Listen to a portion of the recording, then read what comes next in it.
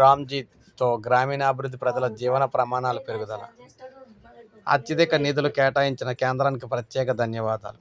So ఆంధ్రప్రదేశ్లో ముఖ్యంగా రాష్ట్రానికి విబిజి రామ్జీ కేంద్రం కేటాయించిన దాదాపు 7,700 కోట్లతో గ్రామీణ ప్రాంతాల్లో మౌలిక సదుపాయాల అభివృద్ధి, రైతులు, మహిళలు, యువత, శ్రామికులకు జీవనోపాధులు మెరుగవుతాయని ఉప ముఖ్యమంత్రి పవన్ కళ్యాణ్ అన్నారు.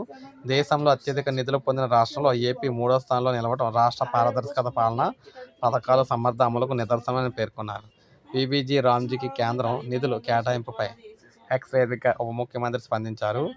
గ్రామీణాభివృద్ధిపై ప్రత్యేక దృష్టి సారిస్తున్న ప్రధాని మోడీ కేంద్ర గ్రామీణాభివృద్ధి శాఖ మంత్రి శివరాజ్ సింగ్ చౌహాన్కు ప్రత్యేక ధన్యవాదాలు తెలిపారు.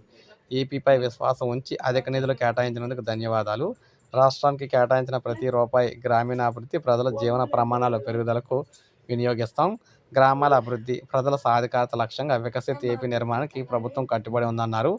ఎందుకంటే ఉపాధి హామీ పథకానికి సంబంధించి దేశవ్యాప్తంగా ఎక్కువ డబ్బులు కేటాయించిన రాష్ట్రాలు మన రాష్ట్రం 3వ స్థానంలో ఉందన్నమాట.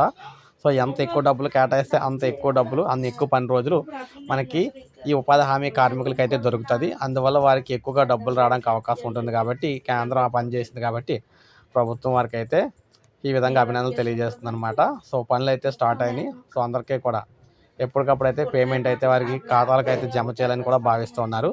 ఇది మన ప్రజెంట్ తాజా సమాచారం. లైక్ చేయండి, సబ్స్క్రైబ్ చేసుకుని మన ఛానల్ సబ్స్క్రైబ్ చేసుకుని